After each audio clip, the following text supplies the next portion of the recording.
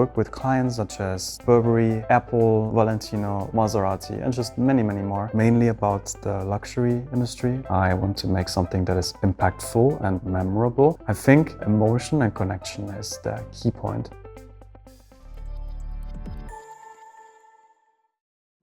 My name is Timo Helgert and I'm a German digital media artist. You may know me as my artist name vacates. Even though I'm from Germany, I'm currently living in the beautiful Seoul, Korea. I came here because I grew up in a small village surrounded by forests. I just like the big city, I like the busy life. We work with clients such as Burberry, Apple, Valentino, Maserati, and just many more, mainly about the luxury industry. We're doing art here. I want to kind of express myself through escapism and surrealism. Just show my audience some cool dream worlds that they can explore. When I was just 14 years old, I started experimenting with Adobe software as a hobby. It was very expensive, I didn't have any money, so I made a bet with my father and he said, if you have good grades, I'll buy it for you, and that's how I got started.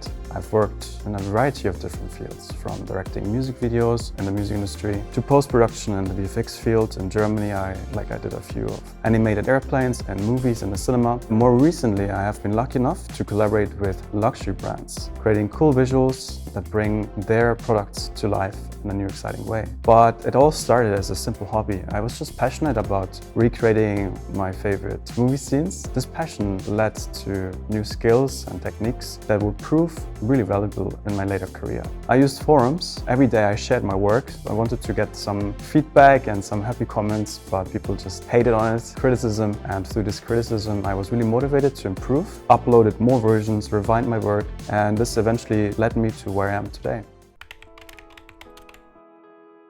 The Valentino and the Burberry project, those two, they bring out my inner art journey the most, my mission and my philosophy as an artist. Because as an artist, I strive to create peace and calm in a very busy world. You might see a lot of nature, flowers, landscapes in my art. And I believe that combining the beauty of nature with a bustling energy of an urban space, we can create the balance and the harmony in our life. The Burberry project was particularly special because it allowed me to explore the concept in a more impactful way by taking my existing art series, developing it into a campaign for the luxury brand, and then sharing the vision to just a broader audience, seeing how all these people react to it. It was very interesting. And through this collaboration, we were able to create a series of stunning visuals that just seamlessly blended nature and the beauty of urban spaces. With Valentino, it was during the quarantine. We were just really forced to change our perspective. We couldn't shoot in Germany. I couldn't even travel there. They had to change everything they were used to. I think through this creative problem solving, we just learned a lot. I guess revolutionized a few of the workflows, and I still use them today. It just taught me to approach challenges with an open mind, find solutions that are both effective but also creative. The level of detail that you have to put onto colors or details or a story of it was very interesting. And they taught me how I can create art, collaborate and build great relationships with clients by using the team and thinking creatively. I think emotion and connection is the key point. I think if I see good art, it always evokes some kind of meaning inside me, some connection. And then I spend more time with it, I think about it, I just get drawn into it. And I think that's what makes it really good. So I think it's really about the impact and the resonance for the viewer. So whenever I create something, I want to make something that is impactful and memorable. And I thought that I can do this through emotions, because when you look at something and you don't feel, it doesn't change you or you don't feel anything, you just scroll over it, especially in the age of digital social media. I always mention the name thumb stopper because we always scroll with our thumb. So I want to make a thumb stopper and I want to use emotions to do that. So it can be good or also bad emotions. For example, when I used my series Return of Nature with the train, I thought, I just hate the train. Busy, smelly, a lot of people, it's a bad emotion. So I thought when people look at it, they feel something, and what if we can take this feeling but make it positive? So that's why I added nature. So that's kind of the story behind it. I thought through places and symbols, we can evoke emotions and create dreamlike atmospheres that create a sense of mystery, wonder in the viewer. And I think it's important for the viewer to feel something when they look at the art, because it just helps them to connect with the piece on a deeper level instead of just scrolling. And yeah, making a more memorable experience. If you have to use a keyword for my art style, the most fitting keyword would be escapism, but also digital media art, because digital media art is the platform that I use, the genre that I work in, but escapism is kind of the origin that inspired me to be an artist or to create. The reason for that is because escapism is like the escape from reality. You can explore new worlds through technology, and for me this is so important because I grew up in the countryside.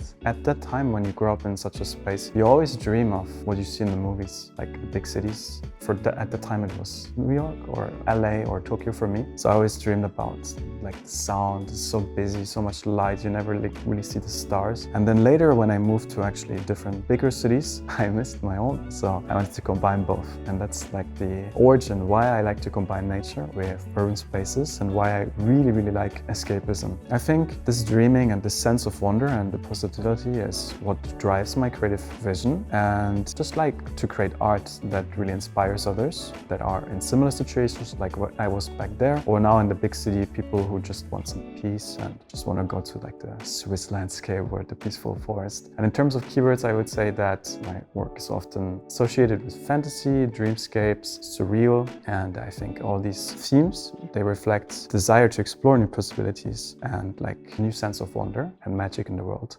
I want to do more physical work. There was my collaboration with the Hyundai Seoul, but in generally just projects in Seoul, also with the government. And these projects are special to me because they allowed me to do something physical, which is always a unique challenge as a media artist. So I was honored to install a media sculpture at the Hyundai Seoul. Every day you can go there and watch people how they interact with it. It's very interesting. And then the other project is called 광화시대. It's next to the Gyeongbokgung Palace. Same, it's just a giant room filled with my digital media art. It's free to enter and you can see people like interact and experience your art in a different way. So it's very interesting to see how they see your work. On my Instagram, like everything that you see is usually created from the interaction with the viewer. My workflow is usually organized in this way. Of course, I think about how I can engage them more, and that's where these like little ideas come in, like turn your phone, click this, do this. I want to like bring the digital media into the real world more, and I believe that creating art that can be physically experienced by people that they can interact with,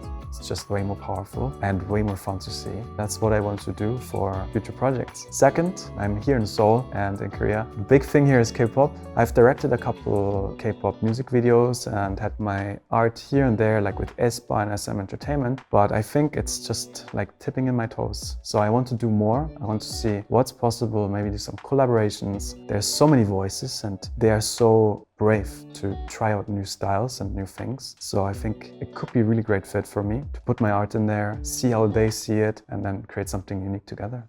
I think if you're a young aspirational artist out there and listening or watching this, I think you should like listen to yourself. In this world, we have so much content. I think every year the amount of art is just 10x's. It might feel overwhelming, like I can never find my style in this world. So I think just listen to your inner fire. What's inside you? What are you really curious about? And then as soon as you like unleash this, just follow it and try it out. Like don't be scared. Like don't let fear or self-doubt hold you back. Just try it out, take a risk.